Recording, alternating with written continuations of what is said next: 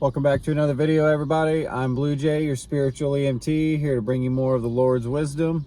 Today in our gospel series, we're going over Matthew chapter 22.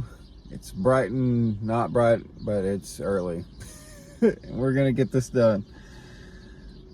The parable of the wedding feast. And Jesus answered and spoke to them and said, "The kingdom of heaven is like a certain king who arranged a marriage for his son, and sent out his servants to call those who were invited to the wedding, and they were not willing to come. Again, he sent out other servants, saying, 'Tell those who are invited, see, I have prepared my dinner, my oxen and fattened cattle are killed, and all things are ready. Come to the wedding.' But they made light of it and went their ways, one on his own farm and another to his business. And the rest seized his servants, treated them spitefully, and killed them. But when the king heard about it, he was furious, and he sent out his armies, destroyed those murderers, and burned up their city. Then he said to his servants, 'The wedding is ready, but those who were invited were not worthy. Therefore go into the highways, and as many as you find, invite to the wedding.' So those servants went out to the highways and gathered together all whom they found, both bad and good, and the wedding hall was filled with guests. But when the king came in to see the guests, he saw a man there who did not have on a wedding garment. So he said to him, 'Friend, how did you come in here without a wedding garment?' And he was speechless. Then the king said to the servants, 'Bind him hand and foot, take him away, and cast him into outer darkness. There will be weeping and gnashing of teeth. For many are called, but few are chosen.' The Pharisees, 'Is it lawful to pay the taxes to Caesar?' Then the Pharisees went and plotted how they might entangle him in his talk.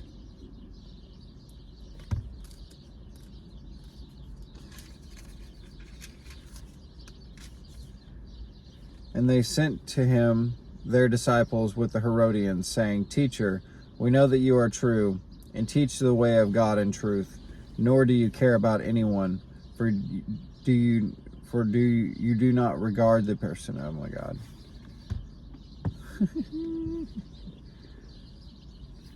"For you do not regard the person of men. Tell us, therefore, what do you think? Is it lawful to pay taxes to Caesar or not?" But Jesus perceived their wickedness and said, "Why do you test me, you hypocrites? Show me the tax money." So they brought him a denarius, and he said to them, "Whose image and inscription is this?" They said to him, "Caesar's." And he said to them, "Render therefore to Caesar the things that are Caesar's, and to God the things that are God's." When they had heard these words, they marveled, and left him and went their way. The Sadducees, what about the resurrection? The same day, the Sadducees, who say there is no resurrection, came to him and asked him, saying, "Teacher, Moses said that if a man dies having no children, his brother shall marry his wife and raise up offspring for his brother. Now there were with us 7 brothers. The first died, and he had married, and having no offspring, left his wife to his brother. Likewise the second also, and the third, even to the 7th. Last of all, the woman died also. Therefore in the resurrection, whose wife of the 7 will she be? For they all had her." Jesus answered and said to them, "You are mistaken, not knowing the Scriptures nor the power of God. For in the resurrection they are neither married nor are given in marriage, but are like angels of God in heaven. But concerning the resurrection of the dead, have you not read what was spoken to you by God, saying, 'I am the God of Abraham, the God of Isaac, and the God of Jacob'? God is not the God of the dead, but of the living." And when the multitudes heard this, they were astonished at his teaching. The scribes, "Which is the first commandment of all?" But when the Pharisees heard that he had silenced the Sadducees, they gathered together. Then one of them, a lawyer, asked him a question, testing him, saying, "Teacher, which is the greatest commandment in the law?" Jesus said to him, "You shall love your Lord your God with all your heart, with all your soul, and with all your mind. This is the first and the greatest commandment. And the second is like it. You shall love your neighbor as yourself. On those 2 commandments hang all of the law and the prophets." Jesus, how can David call his descendant Lord? While the Pharisees were gathered together, Jesus asked them, saying, "What do you think about the Christ? Whose son is he?" They said to him, "The son of David." He said to them, "How then does David in the Spirit call him Lord, saying, 'The Lord said to my Lord, sit at my right hand till I make your enemies your footstool'? If David then calls him Lord, how is he his son?" And no one was able to answer him a word, nor from that day on did anyone dare question him anymore. Now, a couple talking points I want to go over. In Matthew chapter 22, we covered a handful of parables that might at first glance seem a little bit confusing. So I want to kind of break it down a little bit further for you guys. When you're responding to the call of the King in heaven, i.e., we're accepting his invitation to his wedding. Because remember, the bride of Christ is the church. Okay? The church is us. So we are the bride, and we are all invited to the wedding. On his terms, we are invited to the wedding. Now, many will answer the call, but few are chosen. And many will deny him on his terms. Many will not follow the will of God. Okay? That's first thing.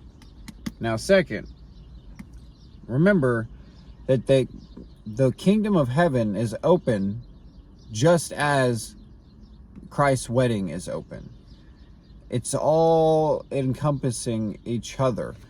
The idea that we would deny him going to his wedding means that we are inadvertently denying his grace and denying ourselves to enter the kingdom of heaven. Okay? Does that make sense?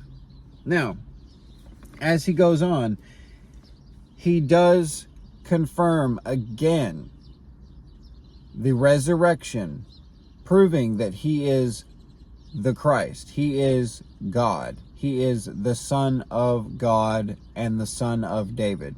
He goes on and says he is the God of Abraham, the God of Isaac, etc. He is again confirming to the world that he is Lord. He is our King in heaven. And he is the one making the call for us to live with him. He has prepared a spot for us with him. Okay? All of us are included. Not one is not invited. Neither good nor bad, good fruits, bad fruits. We are all invited, but few are chosen. Okay? What does that mean? That means that not only do few of us live in a way where we love our neighbor and love our brother or sister, but on the flip side of that, not many people are going to want to live that lifestyle because they're more comfortable living in the sin that they already live in. Remember, whenever you choose to follow Christ and you choose to let Christ into your heart, you are no longer a sinner trying to be holy. You are a holy individual struggling with sin. And the more you identify with your new life, the easier this stuff will become. The easier it will be for you to let the Lord be your shepherd. Okay? I have faith in you. Y'all just keep on reading. We're going to get deeper and deeper into these Bible studies. But this was Matthew chapter 22. Tomorrow we'll be doing Matthew chapter 23. I hope to see you guys there. And if you didn't know, you're already under his wing.